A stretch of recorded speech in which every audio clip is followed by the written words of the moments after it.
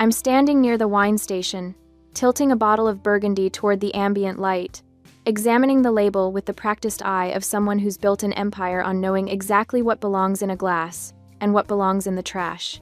The vault, this renovated bank vault turned VIP dining room inside my Aurum restaurant, hums with the kind of quiet wealth that whispers rather than shouts. Steel doors that once protected millions now guard something far more valuable tonight, secrets that will shatter lives. The bottle in my hand is a 2015 Domaine de la Romanée Conti, $15,000 of liquid history. I've already approved it for tonight's service, but I need to verify the temperature one more time. Details matter when you're orchestrating the downfall of international criminals while your family toasts to their own destruction. Excuse me, honey? The voice drips with synthetic sweetness, the kind that coats condescension in sugar. I don't need to turn around to know who it is. Serafina Sterling has a particular vocal quality like wind chimes made of sterling silver, appropriately enough. All shimmer, no substance. I set the bottle down and face her. She's wearing head-to-toe Chanel, or at least what she wants people to believe is Chanel. The tweed jacket fits well enough, but I've spent enough time studying luxury to spot the slight irregularity in the chain stitching. The handbag, though that's the real tell. A Birkin in what she'd call gold Togo leather. It's a good fake. Very good. The kind that costs $3,000 instead of $30,000. Her eyes scan me from head to toe, lingering on my simple black ensemble with the kind of assessment a jeweler gives to suspect stones. Something flickers across her face recognition, maybe, of the clean lines and perfect drape that only the row can achieve. But instead of acknowledgement, her lips curve into something that could pass for sympathy if you weren't looking closely. "You poor thing," she says. And then her hand moves toward me, extending a crisp $20 bill like she's feeding a parking meter. "Here, buy yourself something nice to eat, honey. It must be hard standing here watching rich people dine." The paper crinkles between her manicured fingers. French tips, professionally done, probably the only authentic luxury she's wearing tonight. She thinks I'm the help. She thinks I'm a waitress, or perhaps some destitute Powell cousin who showed up hoping to snag leftovers from the engagement party. She has no idea that I, Valerie Powell, am the one who paid for every element of this evening. The $40 per pound Osatra caviar, the Japanese A5 Wagyu that costs more per ounce than gold. The centerpieces of Phalaenopsis orchids shipped overnight from a specialty grower in California. Every fork, every crystal glass, every threaded stitch in the custom Italian linens. And she definitely doesn't know that I'm the one holding the key to sending her straight to a federal prison. I should correct her. I should tell her exactly who I am. But something stops me, a cold calculation that's been 3 months in the making. There's power in being underestimated. There's freedom in invisibility. I take the $20 bill. My fingers close around it, and I feel the texture of the paper, the slight wear at the edges. It's probably from her wallet, pulled from a stack of bills she got from her last victim. Money that should belong to some retired couple in Tampa who thought they were investing in their grandchildren's future. "Thank you, Serafina," I say, keeping my voice soft, grateful. The sacrificial lamb accepting crumbs from the wolves' table. "That's very kind of you."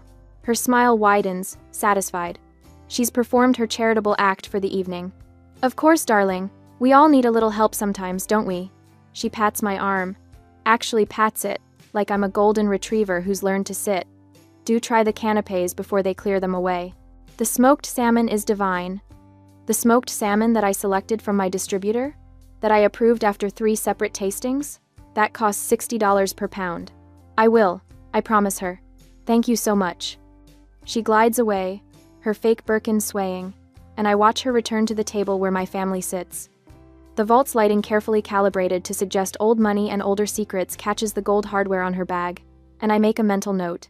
Evidence. All of this is evidence. The table itself is a study in desperation dressed as celebration. My parents, Thaddeus and Blythe Powell, sit at the head, their expressions tense beneath forced smiles. My mother's wearing the Mikimoto pearls my father bought her 20 years ago, back when Powell Industries actually meant something. My father's suit is Brioni, but it's from 3 seasons ago, taken out for special occasions and carefully maintained because there isn't money for new ones. They're looking at the Sterling family, Montgomery, Cordelia, and their daughter Serafina, like drowning people look at life preservers, because that's what this engagement represents to them. Salvation. away back into the circles they've been slowly sliding out of since the family business started its inevitable decline. They look at the Sterlings and see aristocracy, old money, European refinement. I look at the Sterlings and see a file 3 inches thick. Interpol red notices, financial crimes spanning 4 continents. $50 million in damages from a virtual real estate Ponzi scheme so sophisticated, it took the FBI's Financial Crimes Division 9 months just to map the money trail. But right now, my parents see their golden ticket, and they're clutching it with both hands. My brother Preston sits beside Serafina, his hand possessively on her knee, wearing the expression of a man who thinks he's won the lottery. In a way, he's managed to convince a woman far smarter and more dangerous than he is to pretend she's in love with him. Preston, who couldn't close a deal if the client was holding the pen to the contract. Preston, who's been coasting on the Powell name his entire life while contributing exactly nothing to its legacy. Everything that was mine, they've taken. My parents' approval, my family's respect, my inheritance, piece by piece, pawned off to maintain appearances. But tonight, I'm taking something back. I fold the $20 bill and slip it into my pocket. I'll frame it later, I think. A reminder of this moment. The moment Serafina Sterling handed me $20 and thought she was being generous. I smoothed down my black blazer, the Row, from their latest collection, $5,000 of Italian cashmere so fine it feels like wearing shadow, and walked toward the table. Time to play my part. To understand why I'm about to sit through an evening of calculated humiliation, we must look back to the moment the fuse was lit, 3 months ago. The moment my brother Preston came home for Sunday dinner, practically vibrating with excitement, and announced he'd gotten engaged. Her name is Serafina Sterling, he'd said, showing us a photo on his phone. A beautiful woman with honey blonde hair and the kind of smile that said she knew exactly how beautiful she was. Her family is from, well, they're basically aristocracy. Old money, European. Her father, Montgomery, he's brilliant. He's working on this incredible investment opportunity, virtual real estate in emerging markets. It's revolutionary. My mother had actually gasped, clutched her pearls. Sterling? Montgomery Sterling? I've heard of him. Wasn't there an article in Forbes? Preston interrupted. He was profiled last year. The future of digital investment, they called him. I'd said nothing, just watched my brother's eyes, the way they gleamed when he talked about Montgomery's opportunity, the way his hand kept moving to his pocket, like he was already counting money that didn't exist. I'd learned a long time ago that when something sounds too good to be true, it's because someone very smart is working very hard to make you believe the lie. So I hired a private investigator. Marcus Webb, former Secret Service, now running his own firm, specializing in financial background checks. I gave him 2 weeks and a blank check. He came back in 10 days. The file he handed me wasn't about petty scams or credit card fraud. It was about a criminal enterprise so sophisticated that it spanned 4 continents and had over 300 victims. The Sterling family, Montgomery, Cordelia, and Serafina, were the architects of a virtual real estate Ponzi scheme that promised investors returns on digital properties in metaverse developments across Dubai, Singapore, and Sao Paulo. The properties didn't exist. The developments were fake. The returns were paid from new investors' capital, classic Ponzi structure, but executed with such technical sophistication that by the time victims realized they'd been defrauded, the money had been laundered through 13 different offshore accounts and converted into assets across 7 countries. Total damages, $50 million. The Sterlings were operating under Interpol red notices in different countries. They'd evaded capture by constantly moving, never staying long enough for extradition proceedings to catch up with them. They'd refined their method over 8 years, leaving a trail of bankrupted retirement accounts, foreclosed homes, and shattered lives. And now they were in my brother's life, in my city. At my family's dinner table, I'd taken the file straight to the FBI. The Chicago field office put me in touch with Agent Vance from the Financial Crimes Division. He was in his mid-40s, with gray threading through dark hair and the kind of tired eyes that come from spending years watching smart people do terrible things for money. He'd spread the file across his desk, studying photographs of the Sterlings at various charity galas, always impeccably dressed, always charming, always moving. We've been tracking them for 18 months, he'd said. The problem is jurisdictional. The country where they've been laundering most of the money, there's no clear extradition treaty with the US. We can't just grab them. We need them to commit a predicate act on American soil. Something we can catch them doing in real time, in our jurisdiction, that gives us authority to arrest immediately. What kind of act? I'd asked. A financial crime. Wire fraud, specifically. We need them to accept money from a US citizen for a fraudulent investment, with the transaction occurring on US soil. Once they accept those funds, we have our predicate act. Then we can move on the larger RICO case. He'd looked at me then, really looked at me. Your brother mentioned that the Sterlings were going to pitch him an investment opportunity at the engagement party. Is that still happening? Yes, they're asking him for $250,000. Something about a virtual kitchen development in Dubai. Virtual kitchen? Agent Vance had almost smiled. New scam, same structure. Miss Powell, what I'm about to ask you is entirely voluntary. You can say no, and we'll find another way. But if you're willing, we need someone to be the investor. Someone who can wear a wire, make the transaction, give us grounds for arrest. You want me to be bait. We want you to be an asset, he'd corrected. You're not an agent. You won't be armed. You won't make arrests. You'll simply facilitate the transaction that gives us legal authority to move. The moment money changes hands, we come in. I'd thought about it for exactly 5 seconds. What do you need me to do? The memory fades as the cold reality of the vault reasserts itself. I'm walking toward the table, carrying the weight of that decision like a second skin. The room's temperature is precisely controlled at 68 degrees, but I feel cold. The kind of cold that comes from knowing you're about to detonate a bomb that will destroy your family along with its intended targets. I slide into my seat at the far end of the table, the position they've assigned me. Not at the head with my parents, not beside my brother. At the end, where the conversation flows around me without requiring my participation. Oh, Valerie, Serafina says, noticing me for the second time tonight. Her eyes do that scan again, lingering on my outfit. I can see the calculation happening behind her smile. She knows quality when she sees it. The question is whether she'll acknowledge it or weaponize it. She chooses weaponization. I see that top, she says, her voice carrying just enough volume for the table to hear. It looks just like something from the Rose new collection, doesn't it? The dupes are getting so sophisticated these days it looks quite durable too. Very fitting for your budget and your practical line of work. My mother's fork pauses halfway to her mouth. My father's expression shifts into something between embarrassment and apology. Preston doesn't even look up from his phone. Counterfeit. Dupe. Budget. Practical. Every word is a calculated strike, designed to establish hierarchy while maintaining plausible deniability. She's not insulting me, oh no, she's complimenting how well I'm managing my limitations. It's masterclass gaslighting. Yes, I say, keeping my voice even. It is very durable. Serafina's smile widens. Mission accomplished. She's established that I'm wearing knockoffs, that I'm the poor relation, that I'm beneath her concern. Across the table, her father Montgomery raises his wine glass. Shall we toast to the happy couple? His accent carries the faintest trace of what he wants people to think is British aristocracy, but Webb's report identified it as pure affectation. Montgomery Sterling grew up in Newark, New Jersey. His real name is Montgomery Sternberg. To Preston and Serafina, my mother says, her voice trembling with hope, may your future be as bright as your love. I raise my water glass. The irony of the toast isn't lost on me. Their future will indeed be bright with fluorescent prison lighting.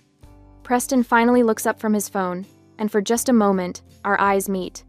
There's something in his expression, a flicker of something that might be guilt or might be calculation. Does he know?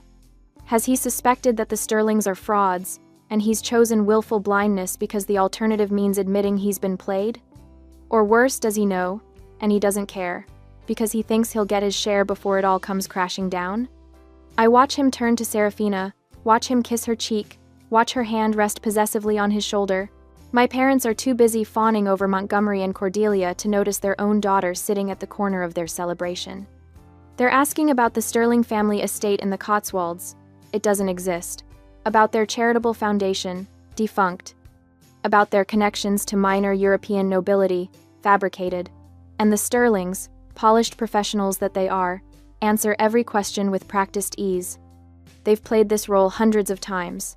They know exactly how much detail to provide, exactly when to be modest, exactly how to make themselves seem simultaneously impressive and approachable. This is what $50 million in fraud looks like. Not ski masks and guns, not crude threats or obvious lies. Just beautiful people in beautiful clothes, telling beautiful stories, making everyone at the table feel like they're on the verge of something extraordinary. And I'm the only one who knows that the extraordinary thing waiting for them isn't wealth. It's handcuffs. I take a sip of water and settle in for the performance. Agent Vance is somewhere in this restaurant right now, wearing a sommelier's uniform, waiting for his cue. The wire taped to my ribs feels hot against my skin, recording every word. The $20 bill Serafina gave me crinkles in my pocket. I smile at my family, at the Sterlings, at the whole elaborate charade. Tonight, there will be no mercy. The chandelier light catches something on Serafina's wrist as she reaches for her water glass. My breath stops. My grandmother's Cartier watch. The one with the Art Deco face and the tiny diamond at 12 o'clock. The one she wore every day until her hands got too frail to clasp it. The one she pressed into my palm the week before she died, whispering, "For you, darling. For when you need to remember who you are." The one I kept in my bedroom safe. The one Preston has a spare key to. Serafina notices me staring. She extends her wrist with theatrical grace, letting the light play across the platinum band. Gorgeous, isn't it? Preston gave it to me last month. He said it was a family heirloom, but that I deserved to wear it more than... She catches herself, manufactures a delicate wince. I'm sorry, Valerie. I shouldn't have said that. I force my gaze to Preston. He won't look at me. His eyes are fixed on his bread plate like it holds the secrets of the universe. It's beautiful, I say, my voice steady as stone. Grandmother would have loved seeing it worn. The lie tastes like copper. Grandmother would have thrown her wine in his face. But I don't need to fight this battle now. That watch, with its serial number registered in grandmother's estate documents, will serve a different purpose. Evidence. Exhibit C in the case against Preston Powell's character, when the lawyers start circling and he's desperate for anyone to believe he's a victim too. Let Serafina wear it. Let her post it on social media, timestamp it, geolocate it. Every photo is another nail. Montgomery clears his throat, breaking the moment. I must say, Valerie, your choice of restaurant is exceptional. Though I'm surprised a place of this caliber would hire someone without proper training in... He gestures vaguely at my server's uniform. The finer points of service.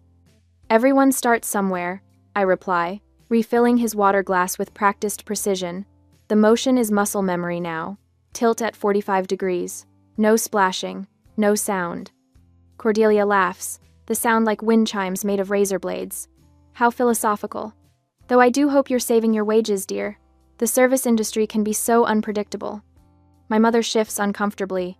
Even she seems to sense the cruelty, though she'd never dare challenge the Sterlings. Not when they represent Preston's golden ticket. Actually, I say, I was hoping to show you all something special tonight. I catch Agent Vance's eye across the room. He nods, almost imperceptibly, and disappears through the service door. Preston straightens slightly. Valerie, you don't have to. I want to. I smile at him, and it's almost genuine. Almost. Family should celebrate together, right? Serafina exchanges a glance with her father. There's something in it, a flicker of calculation, of predatory interest. They think I'm about to embarrass myself. They're waiting for it, practically salivating. Agent Vance returns carrying a crystal decanter on a silver tray. The wine inside is the color of garnets, of dried blood, of expensive mistakes. He sets it down with the reverence it deserves. No label visible, no indication of what it is. I was gifted this bottle, I say carefully, watching their faces, by a client. I honestly don't know its value. I thought tonight would be the perfect occasion to open it. Montgomery's eyes light up. This is his moment. The expert, the connoisseur, the man who can identify quality at a glance. Agent Vance pours with professional efficiency first a taste for Montgomery, then glasses for Cordelia and Serafina. He offers one to Preston, who takes it with trembling hands. The sommelier's face is perfectly neutral, but I catch the ghost of something in his eyes when he glances at me. Mockery. Anticipation. We both know what's coming. Montgomery swirls his glass with exaggerated expertise, holds it up to the light, inhales deeply. His face contorts. "Well," he pronounces, setting the glass down with barely concealed disgust. "I appreciate the gesture, Valerie, but this is, how do I put this delicately?" He doesn't wait for an answer. This wine is far too acidic. The tannins are practically non-existent. If I had to guess, I'd say this is table wine. Supermarket quality.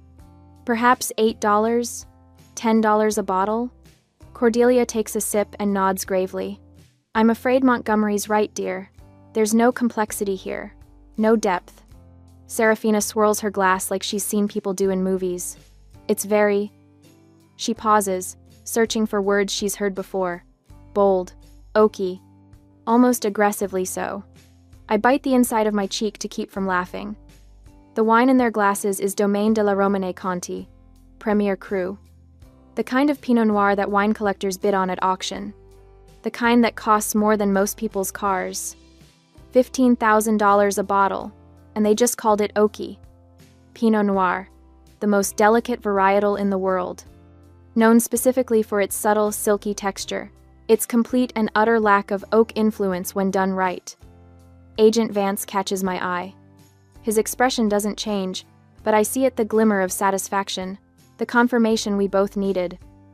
These people are frauds, not just con artists running a scheme, not just criminals hiding behind expensive suits and practiced accents. They're hollow, empty vessels wearing the costume of wealth, speaking lines they've memorized but never understood. They can fake the vocabulary, the confidence, the condescension, but they can't fake taste. Preston takes a small sip and says nothing. I wonder if he knows.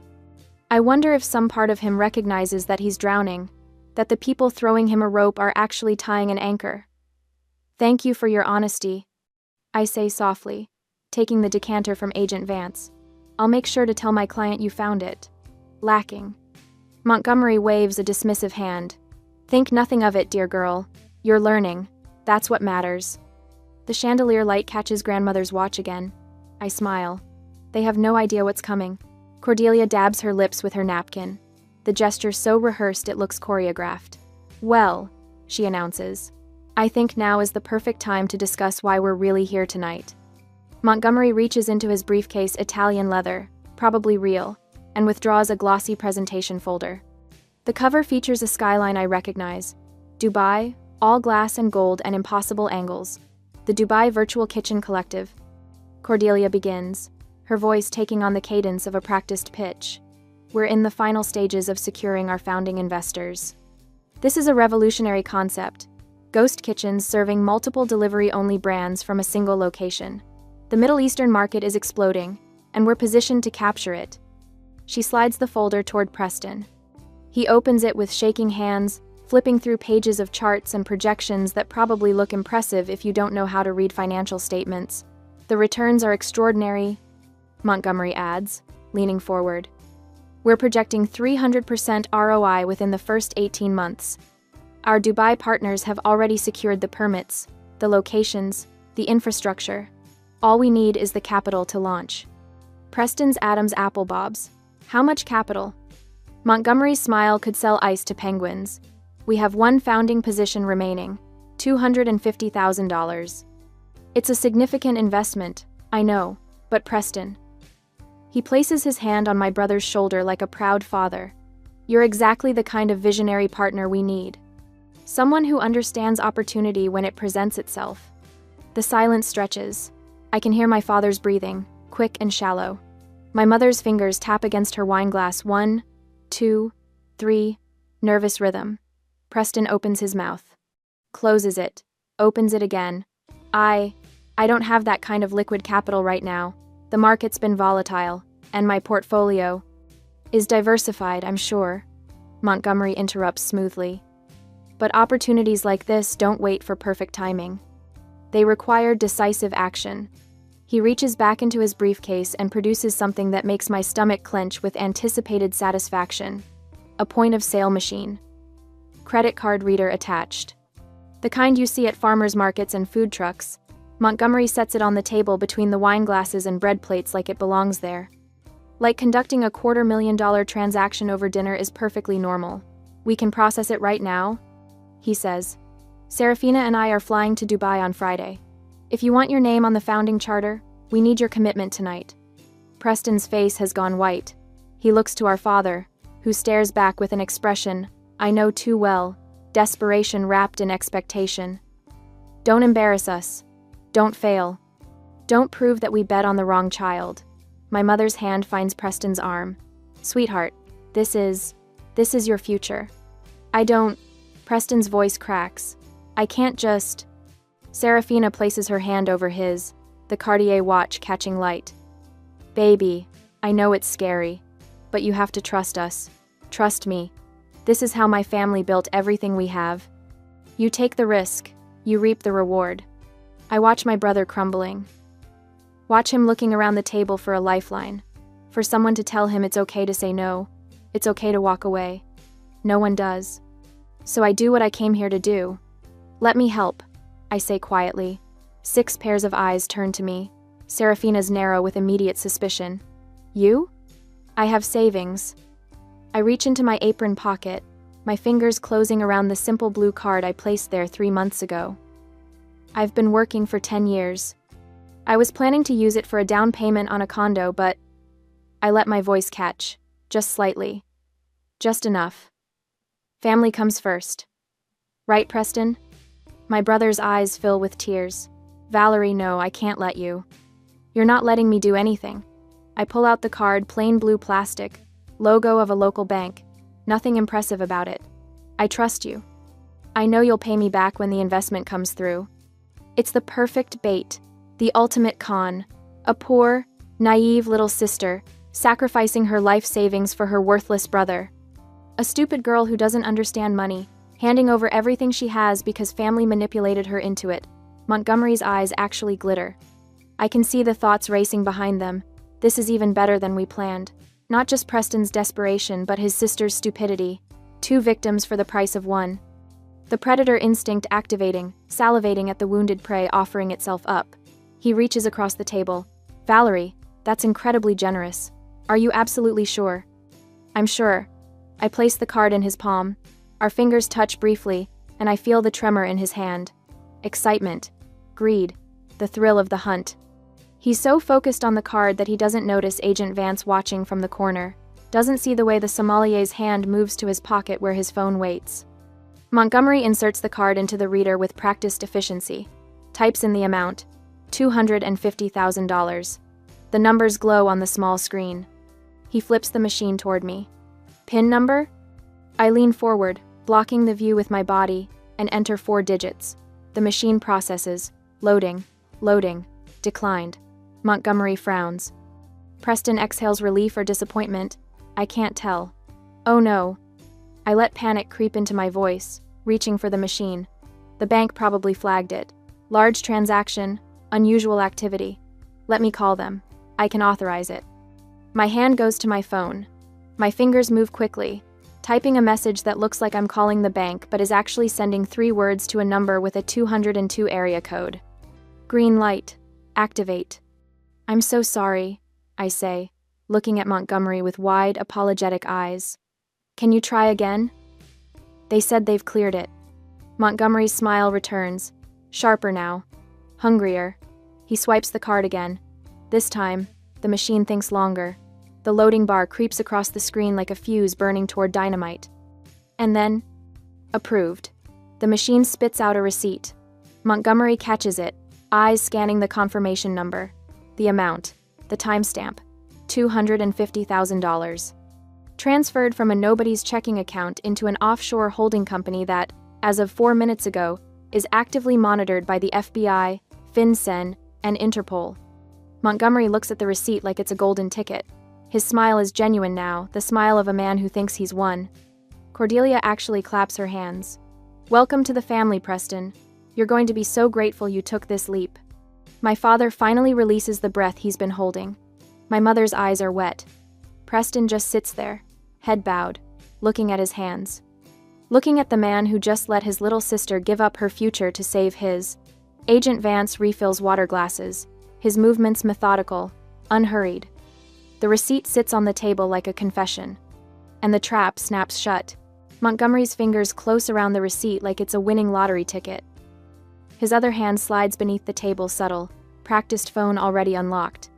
I watch his thumb dance across the screen, initiating what should be an instantaneous wire transfer. 3 months of FBI surveillance taught me exactly how he moves money. Immediate layering, satellite accounts in 3 jurisdictions, funds dispersed before the merchant batch even closes. His smile is magnificent, pure, unfiltered greed. Then it cracks. His thumb swipes again, harder. The confident rhythm stutters. He taps the screen with increasing force, his jaw tightening almost imperceptibly, the kind of tension that starts in the temples and spreads. Is the network here down? His voice maintains its veneer of casual concern, but I catch the edge. The first hairline fracture in that polished facade. I take a slow sip of the Domaine de la Romane Conti. $15,000, tastes like vindication complex, layered, absolutely worth the wait. I let the silence stretch just long enough to become uncomfortable before I set down my glass with deliberate care.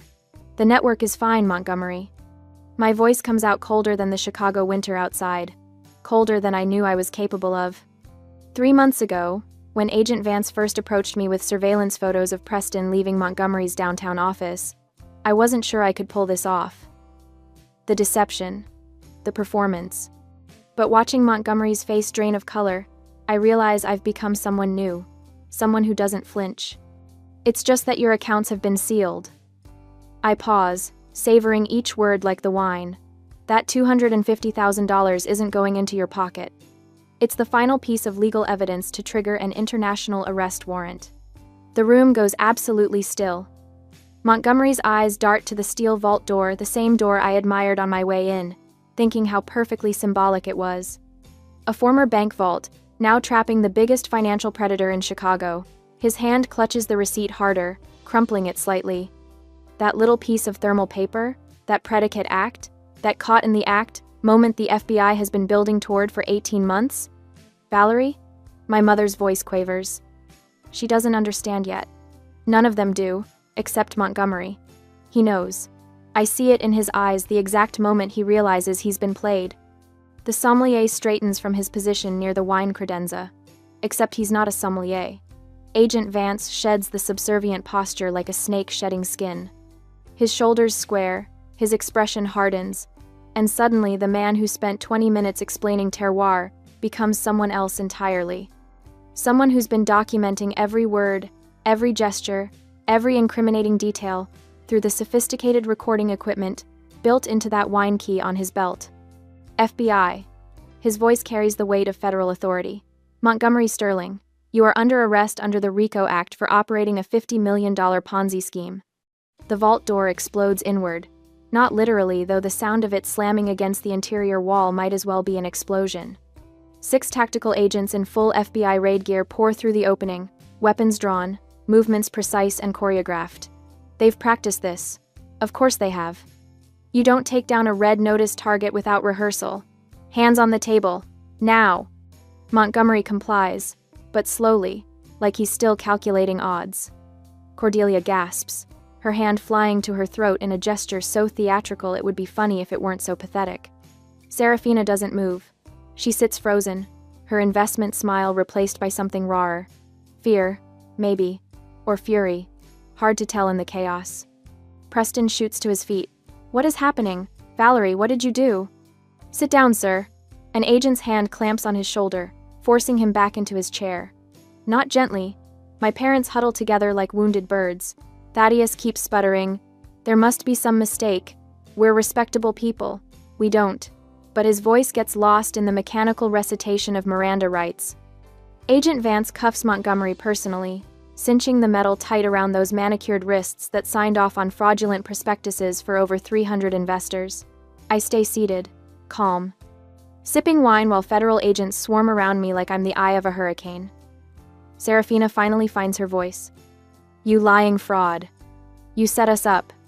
I turn to her slowly, deliberately. Let her see the absolute absence of guilt in my expression. No, Serafina, I didn't set you up. You set yourself up when you decided my family was stupid enough to be marked. I rise from my chair with unhurried grace, smoothing down my black robe blazer.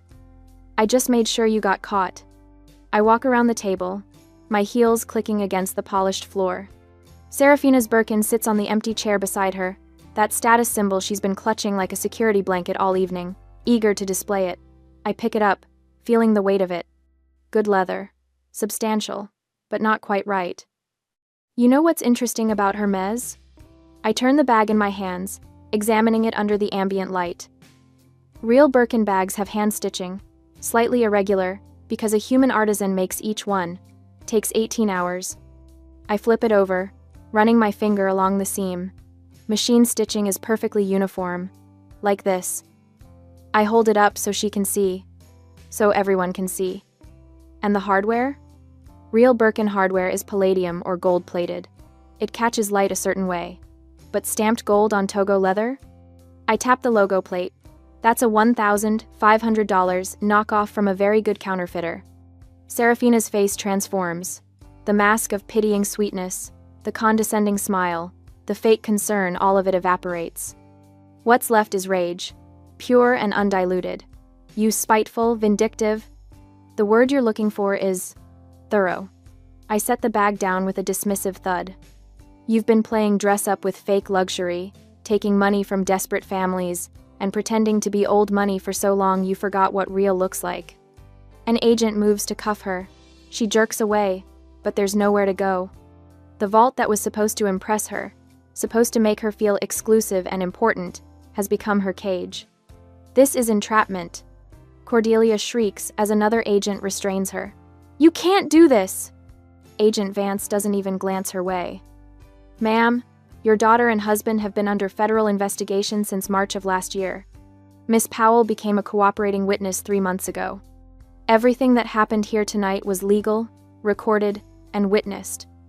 He holds up the crumpled receipt Montgomery tried to hide, including this predicate act, which establishes Mr. Remender Sterling's intent to launder funds obtained through wire fraud. Montgomery says nothing.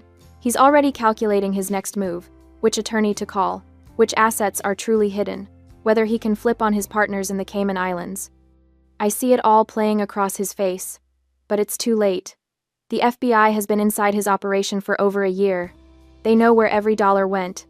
Preston starts crying. Actual tears. I didn't know. Valerie, I swear I didn't know what they were doing. You have to believe me. I meet his eyes across the chaos. My brother, my weak, envious, cowardly brother, who stole our grandmother's Cartier watch and let his fiancée wear it like a trophy.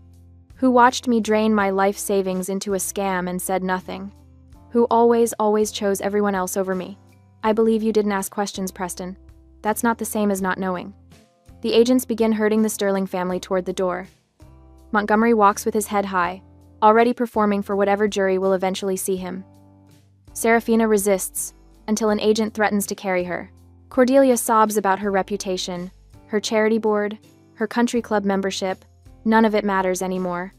The vault empties slowly, agents and criminals filing out in a choreographed exit that feels almost anticlimactic after the storm. Agent Vance pauses at the threshold, meeting my eyes with something that might be respect. You did good work, Miss Powell. The Bureau appreciates your cooperation. I nod. We're not friends. We were never going to be friends. I was a means to an end, just like he was for me.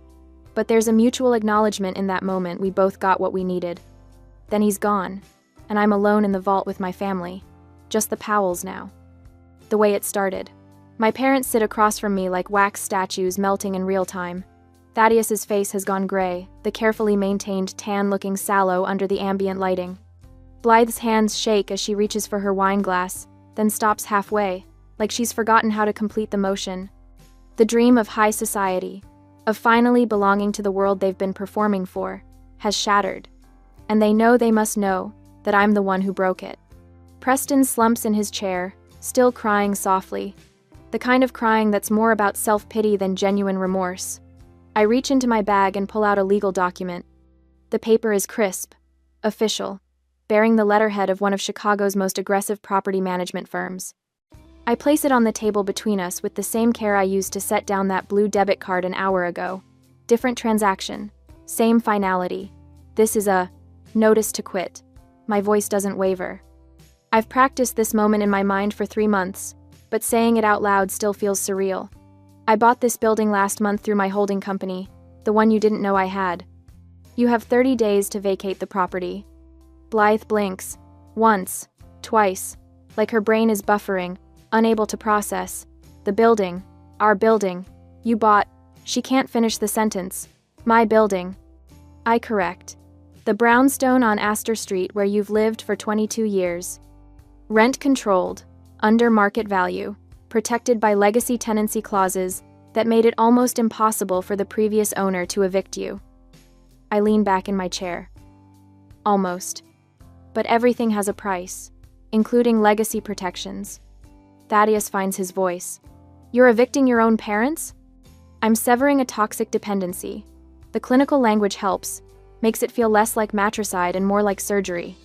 You raised me to believe that family loyalty meant sacrificing everything: my education fund for Preston's business ventures, my career aspirations for your social climbing, my dignity for your approval. But loyalty isn't supposed to be one-directional. We gave you everything, Blythe's voice cracks.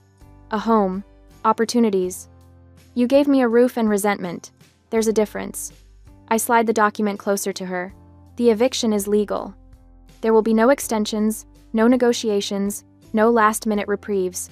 You have 30 days to find alternative housing. I suggest you start looking tomorrow. Valerie. Thaddeus tries the stern father voice, but it comes out weak. Hollow. This is cruel.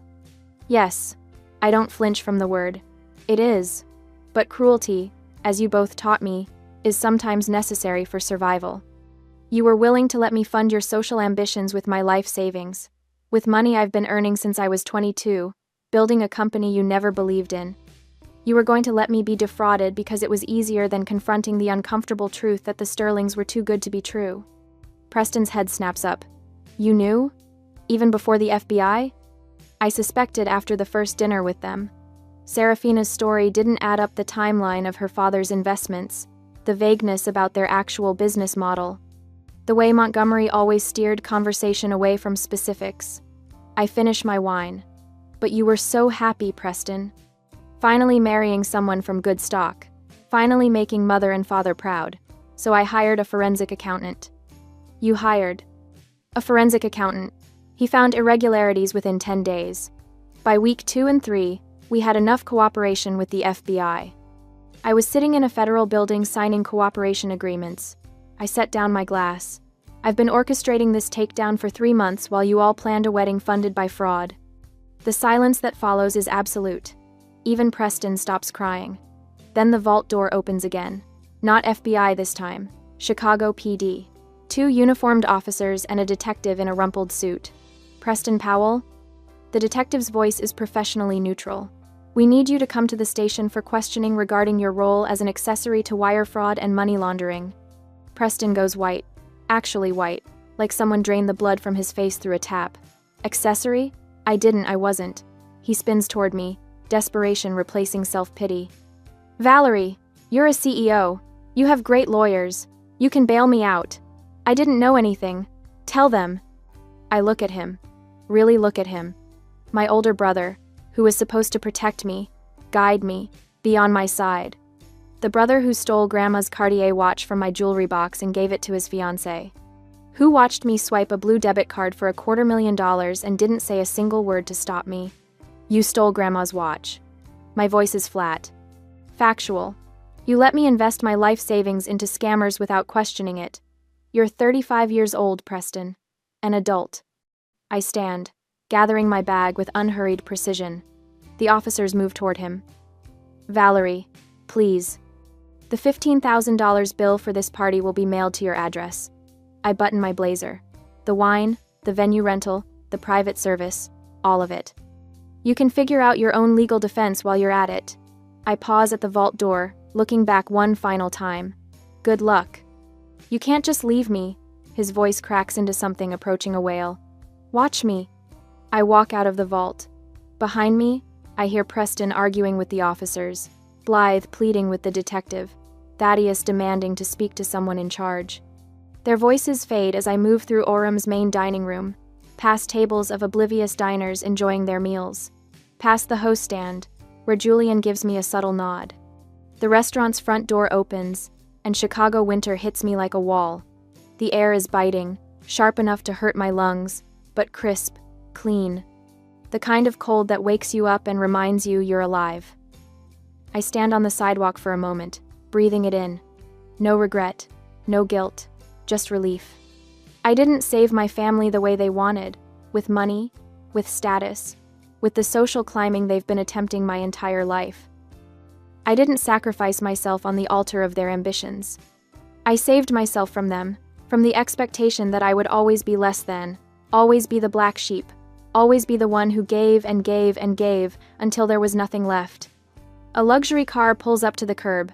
Black, sleek, anonymous. The driver steps out and opens the rear door without a word. I hired this service 3 months ago, the same day I signed the FBI cooperation agreement, planned for this exact moment. I slide into the leather seat, and the door closes with a solid, final thunk. Through the window, I watch Orem Restaurant recede as we pull into traffic. The building that housed my company's flagship location, the vault that became a trap, the family that never really saw me, all of it shrinking into the rearview mirror. The driver doesn't ask where I'm going. He already knows. My penthouse, my real home. The one I bought with money I earned, in a building I actually own, in a life I built without their help or approval. The city lights blur past, and I realize I'm smiling.